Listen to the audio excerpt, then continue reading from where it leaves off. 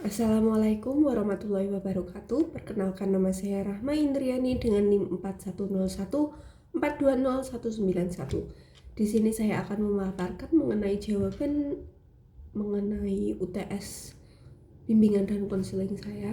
Yang pertama yaitu mengenai kemukakan pengetahuan yang sudah saya pahami mengenai materi yang terkait dengan yang pertama adalah latar belakang perlunya bimbingan konseling di sekolah, pengertian kemudian persamaan dan perbedaan bimbingan dan konseling, kemudian ada mengapa guru membimbing. Yang pertama yaitu latar belakang diadakannya bimbingan dan konseling di sekolah. Latar belakang diadakannya bimbingan dan konseling di sekolah dilatar belakangi oleh masalah-masalah yang biasanya timbul di ruang lingkup peserta didik yang seperti tuntutan dalam bidang pendidikan maupun kebingungan akan passion.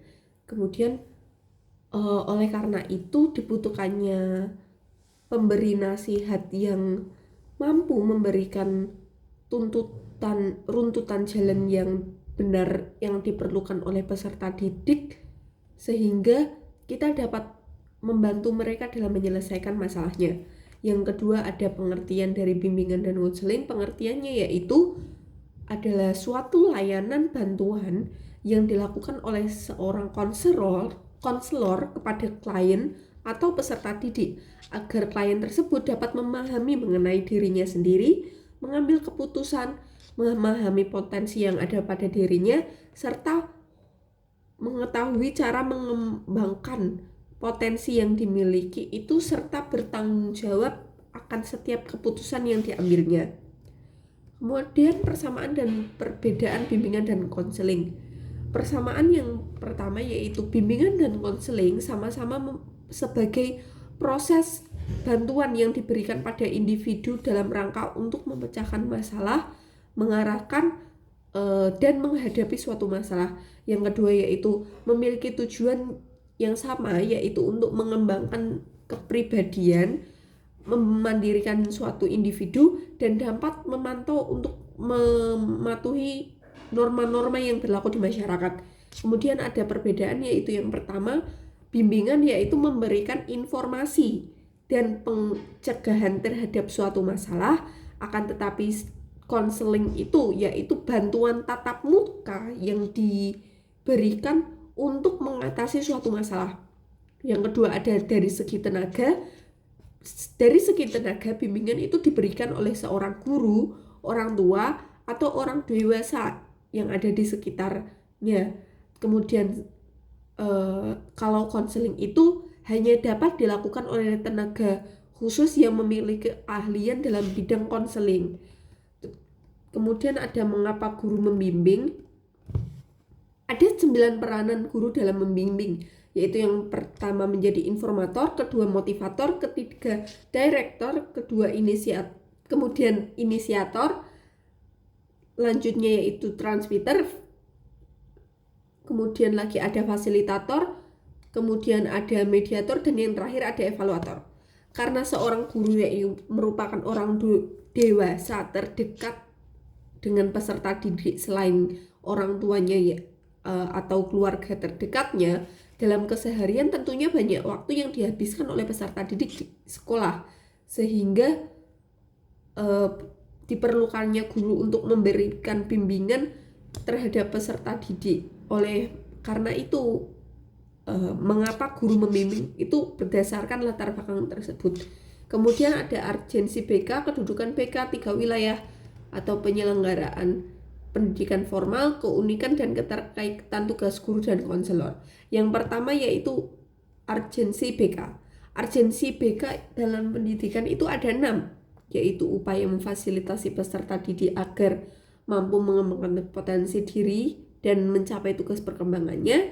Terus ada perkembangan siswa yang dipengaruhi oleh lingkungan yang selalu menunjukkan perbedaan.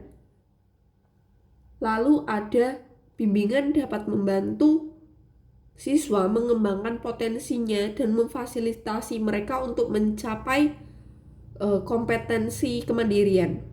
Di sini saya memberikan 3 contoh. Jadi urgensi BK. Kemudian ada kedudukan BK dalam kurikulum. Kedudukan BK dalam kurikulum itu ada 6, yaitu memiliki tanggung jawab terhadap keseluruhan pelaksanaan layanan konseling di sekolah, melaksanakan bimbingan kelompok maupun bimbingan individu, menerima tuntutan atau layanan orang tua wali murid yang ingin mengadakan konsultasi mengenai anak mereka. Di sini saya juga sama, yaitu saya memberikan 3 contoh dari kedudukan BK dalam kurikulum. Kemudian ada 3 wilayah atau bidang dalam penyelenggaraan pendidikan formal. Yang pertama yaitu wilayah manajemen dan kepemimpinan, kedua ada wilayah pembelajaran yang mendidik, dan yang ketiga yaitu wilayah bimbingan dan konseling.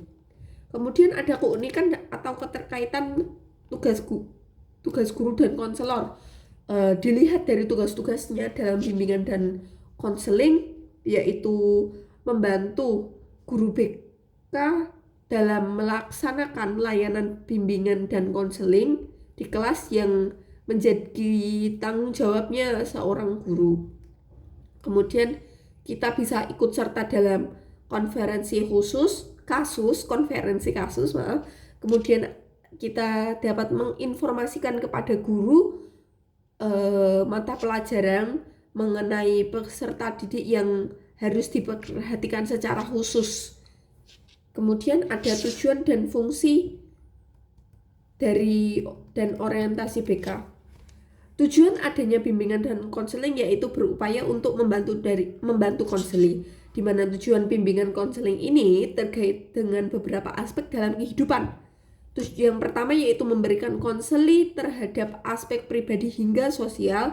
Kedua adalah aspek akademik konseling. Yang terakhir adalah aspek karir konseling. Adapun fungsi-fungsi tersebut yaitu ada fungsi pemahaman, fungsi pencegahan, fungsi pengentasan, fungsi pemeliharaan dan pengembangan, serta ada fungsi advokasi.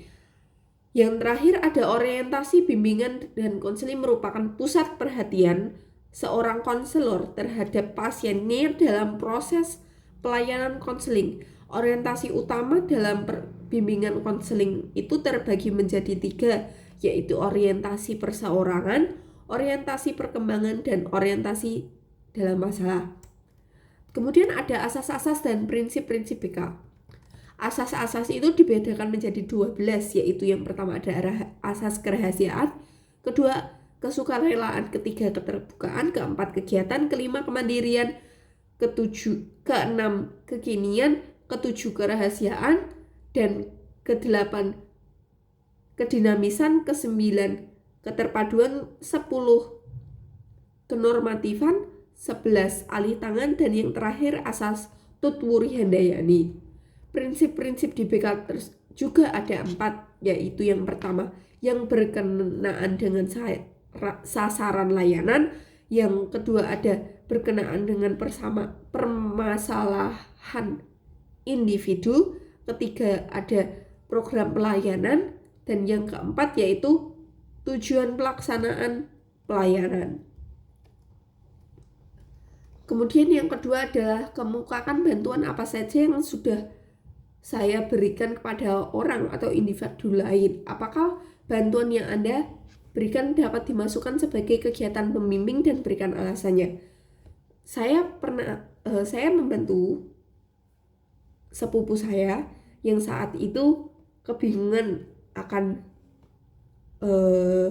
masa depan yang ini diambil selanjutnya, atau bisa dikatakan langkah apa yang ingin dia ambil berikutnya ketika dia akan memasuki jenjang pendidikan yang lebih tinggi, di mana di daerah rumahnya itu masih awam akan seorang siswa melanjutkan ke pendidikan ke jenjang yang lebih tinggi, yaitu jenjang universitas, karena biasanya masyarakat yang ada di sana kalaupun melanjutkan pendidikan, mereka melanjutkannya ke universitas lokal yang ada di kota tersebut.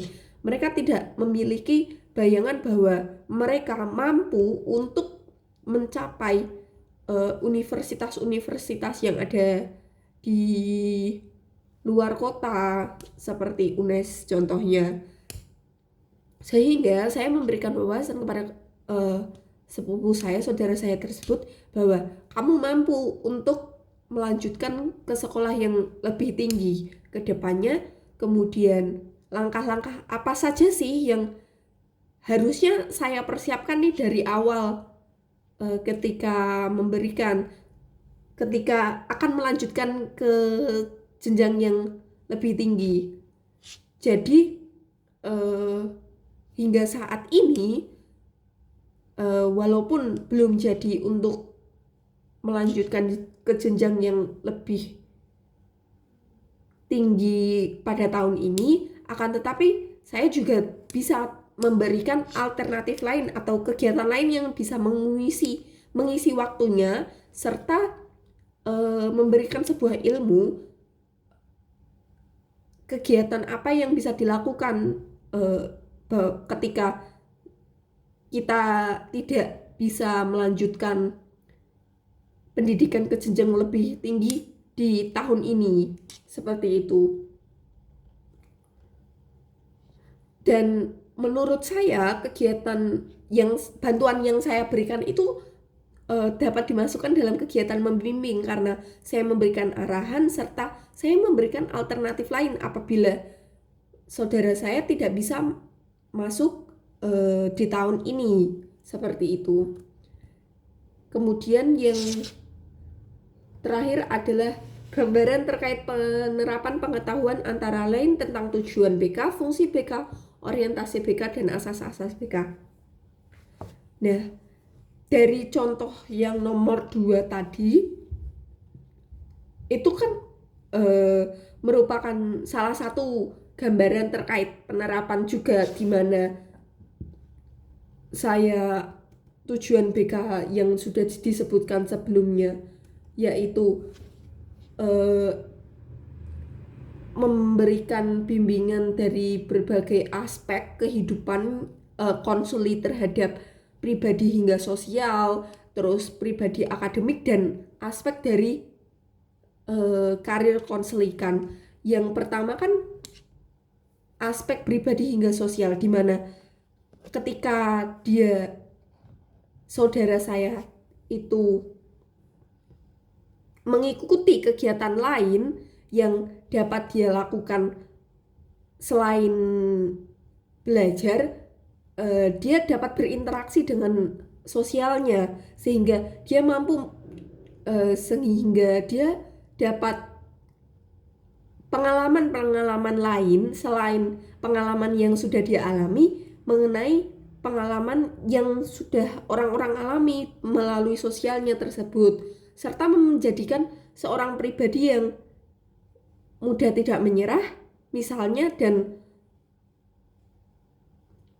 lebih percaya diri bahwa dia tuh mampu mencapai suatu hal yang bagi masyarakat di daerahnya itu masih suatu hal yang awam.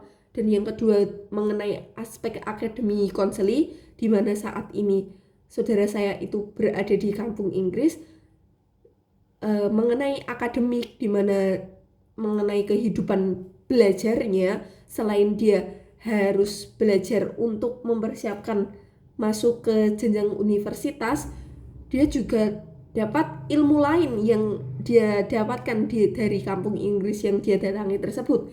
Terus ada aspek karir konseli, di mana ketika dia nantinya akan masuk ke universitas, tentunya dia sudah mengetahui karir apa yang ingin dia capai selanjutnya. Akan tetapi dari belajar bahasa Inggris di kampung Inggris tersebut, itu juga dapat mengeluarkan isi pikirannya, sehingga lebih terbuka mengenai karir-karir yang ingin dia capai, karena dia memiliki kemampuan, kompetensi, dan skill lain, yaitu dari berbahasa Inggris tersebut. Kemudian ada fungsi BK itu sendiri. Fungsi BK kan ada fungsi pemahaman, fungsi pencegahan, fungsi pengentasan, fungsi pemeliharaan dan pengembangan, dan fungsi advokasi. Dari contoh yang sudah saya berikan tadi, kita dapat mengambil nih fungsi-fungsi yang ada dalam bimbingan dan konseling, yaitu mengenai fungsi pemahaman, fungsi pencegahan, serta fungsi pemeliharaan dan pengembangan, di mana selama saudara saya ada di kampung Inggris itu saya memantau hal apa sih yang sudah dia pelajari, terus perkembangan apa yang sudah dia dapat mengenai kegiatan yang sudah dilakukan di sana. Kemudian ada orientasi BK dan asas-asas BK. Di orientasi BK itu karena terbagi menjadi 3, yaitu orientasi perseorangan, perkembangan, dan permasalahan, di mana tiga-tiganya dari contoh yang sudah saya berikan tadi terpenuhi. Yang pertama yaitu orientasi perseorangan, di mana orientasi ini itu dari orientasi yang saudara saya alami sendiri, serta kemudian ada orientasi perkembangan, di mana orientasi perkembangan ini perkembangan yang sudah didapatkan oleh saudara saya selama melakukan kegiatan di kampung Inggris tersebut. Dan asas permasalahan, di mana saya orientasi permasalahan, di mana saya tetap bertanya mengenai kegiatan apa yang dia lakukan dan masalah apa yang dia dapat selama di sana, dan bagaimana cara menyelesaikannya. Dan ketika dia merasa kesulitan mengenai permasalahan yang didapatkan, dia dapat bertanya kepada saya, solusi apa sih yang tepat untuk menyelesaikan masalah yang didapatkannya. Kemudian asas-asasnya kan dibagi menjadi 12, di mana ini ada asas kerahasiaan, di mana hal-hal yang mungkin bagi dia tidak bisa dia ceritakan kepada orang tuanya, dia dapat bercerita kepada saya. Kemudian asas kesukarelaan, di mana dia melakukan secara sukarela menceritakan kegiatan-kegiatan yang sudah dia jalani. Asas keterbukaan, di mana dia terbuka terhadap saya mengenai kegiatan yang sudah dia lakukan di sana, serta waktu di sana dia juga mengalami asas-asas kemandirian, di mana di mana hal tersebut merupakan pertama kalinya saudara saya keluar dari rumah dan pergi untuk merantau untuk mendapatkan suatu ilmu. Kemudian ada asas alih tangan dan tuturi handayani, di mana asas alih tangan ini karena kurangnya keterbukaannya terhadap orang tuanya, dia dapat terbuka terhadap saya mampu memberikan wawasan apa sih yang diinginkan oleh saudara saya itu terhadap orang tua yang bersangkutan. Kemudian asas tuturi handayani, yaitu dari segi pendidikan yang juga tercapai selama di sana. Mungkin cukup sekian yang dapat saya sampaikan, kurang lebihnya mohon maaf. Terima kasih. Wassalamualaikum warahmatullahi wabarakatuh.